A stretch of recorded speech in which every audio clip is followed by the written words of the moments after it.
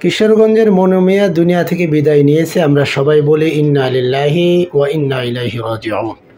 ৭৩ বছর বয়সে সে ৩,০৫৭টি কবর খনন করেছে। যেখানেই খবর পেতেন সেখানেই তার নিজ গুড়া নিয়ে ছুটে যেতেন কবর খনন করার জন্যে। এই আল্লাহর বান্দা মানুষের এত কবর খনন করেছে, অথচ নিজেই আজ দুনিয়া থেকে বিদায় নিয়ে আল্লাহর কাছে চলে গেছেন। সেজন্যে আমরা কেউ দুনিয়াতে থাকতে আসি নাই, আমাদেরকেও চলে যেতে হবে।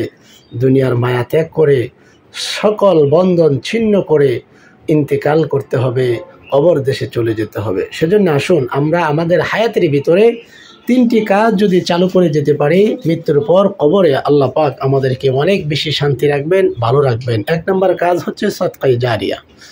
মনু মিয়া অসংখ্য মানুষের কবর খনন করেছে, সে বিনা পারিশ্রমে সে কবর খনন করে দিত। এগুলো সদকায়ে জারিয়ার কাজ, ভালো কাজ, নেকের কাজ। 2 নম্বর হচ্ছে উপকারী আলেম, নিজে এমন বিষয় রেখে যাওয়া মানুষ যেন সেই বিষয় থেকে শিখে নেকের কাজগুলো করতে পারে।